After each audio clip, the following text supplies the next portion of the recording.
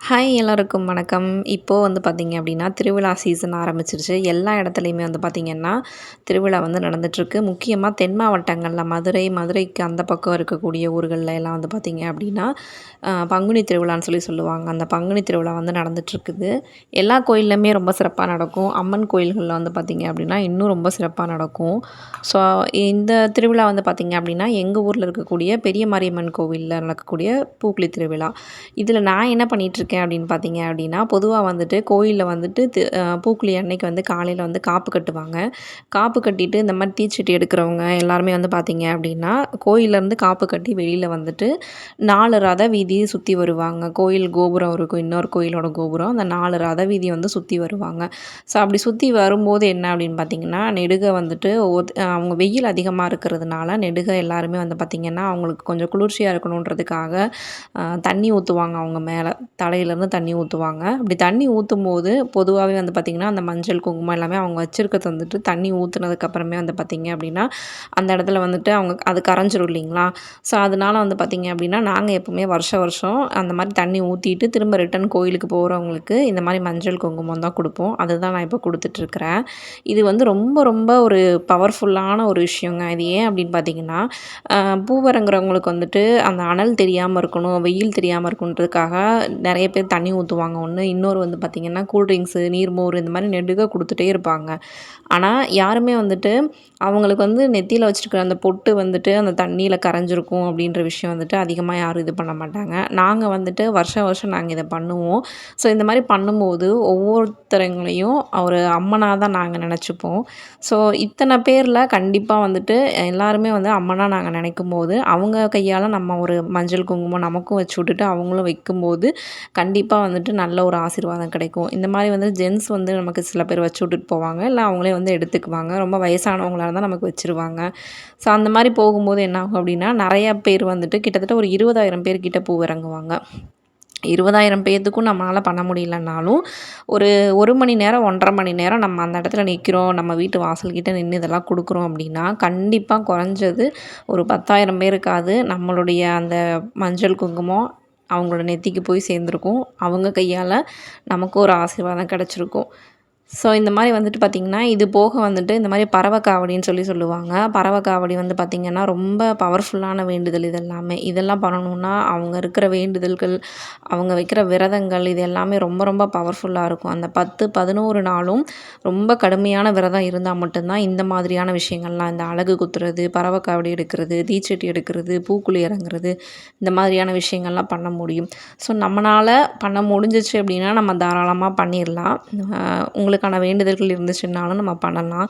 பட்டு இந்த மாதிரி பண்ணுறவங்களுக்கு நம்மளால முடிஞ்ச சில விஷயங்கள பண்ணுறதுனாலையும் கூட நமக்கு சில புண்ணியங்கள்லாம் கிடைக்கும்.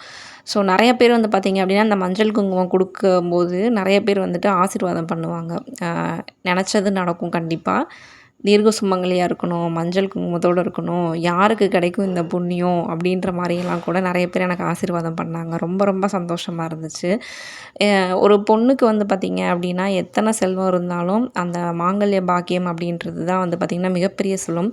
ஸோ இவங்க எல்லாமே நமக்கு பொட்டு வச்சுட்டு போகும்போது கண்டிப்பாக அவங்களோட ஆசீர்வாதம் நமக்கு கிடைக்கும். நம்ம வந்து அடுத்தடுத்து நம்ம லைஃப்லையும் நம்ம அடுத்தடுத்த ஸ்டேஜுக்கு போகிறதுக்கு இந்த ஆசீர்வாதங்கள் எல்லாமே நமக்கு ரொம்பவே ஒரு இதாக இருக்கும்.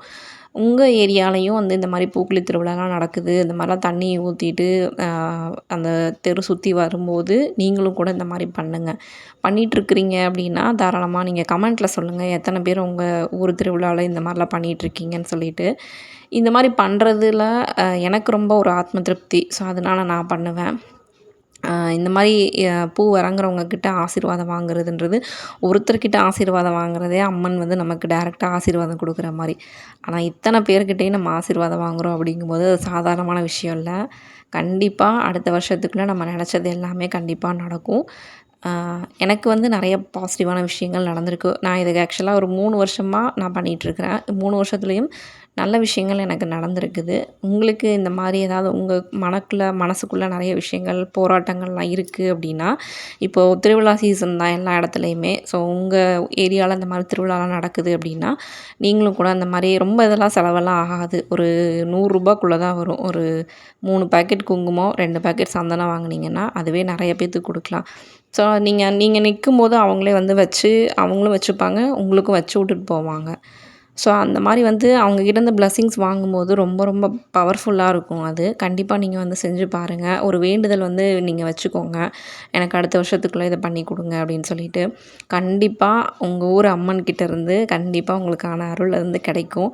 எனக்கு எங்க ஊர் அம்மன்கிட்ட இருந்து நெறையவே கிடைச்சிருக்குது. ரொம்ப ரொம்ப பவர்ஃபுல்லான அம்மன். அந்த டிஸ்ட்ரிக்ட் முழுக்கவே நெறைய பேர் வந்து அங்க பூ இறங்குவாங்க. ஒவ்வொரு வருஷமும் நெறைய ஆட்கள் அதிகமா தான் இருக்காங்களே தவிர்த்து குறையிறது கிடையாது. 11 நாள், 12 நாள் திருவிழா ரொம்ப சிறப்பா நடக்கும். ரொம்ப அம்மன் வந்துட்டு ரொம்ப உக்கிரமாவும் இருப்பாங்க சில நாட்கள்ல.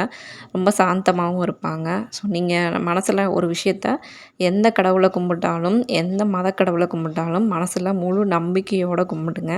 கண்டிப்பா எல்லாரோட லைஃப்லயும் பாசிட்டிவ் நடக்கும். ஸோ இந்த வீடியோ உங்களுக்கு பிடிச்சிருந்தது அப்படின்னா, லைக் பண்ணுங்க. உங்க ஏரியால இது மாரி நடக்குது அப்படின்னா, கண்டிப்பா கமெண்ட்ல சொல்லுங்க.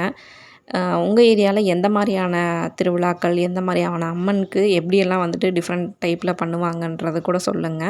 உங்களுக்கு ஏதாவது டவுட்ஸ் இருந்துச்சு அப்படின்னாலும் கமெண்ட்ல சொல்லுங்க. எனக்கு முடிஞ்ச வரைக்கும் நான் வந்துட்டு உங்களுக்கு ரிப்ளை பண்றேன். ஸோ கண்டிப்பா வந்துட்டு அடுத்த வருஷத்துக்குள்ள நான் நெனச்சதும் நடக்கும். நீங்க நெனச்சதும் கண்டிப்பா நடக்கணும்னு சொல்லிட்டு, இந்த பெரிய மாரியம்மன் கிட்ட எல்லாருமே ஒரு வேண்டுகோள் வைக்கலாம். கண்டிப்பா எல்லாத்தையும் அந்த அம்மன் வந்து நமக்கு நிவர்த்தி பண்ணி குடுப்பாங்க. லைஃப்ல மிகப்பெரிய விஷயம் நம்ம எத நெனைக்கிறோமோ, அத வந்துட்டு கண்டிப்பா நம்ம நெனைக்கிறத விட அதிகமாவே நமக்கு குடுப்பாங்க. ஸோ நம்பிக்கையோட காத்துட்ருக்குறோம் அப்படின்னா, அதுக்கான பலன் என்னைக்கா இருந்தாலும் கண்டிப்பா கிடைக்கும். அது என்னுடைய தனிப்பட்ட ஒரு இது. நீங்க என்ன நெனைக்கிறீங்கன்றத கண்டிப்பா கமெண்ட்ல சொல்லுங்க. இன்னொரு வீடியோல மீட் பண்ணலாம். Thank you.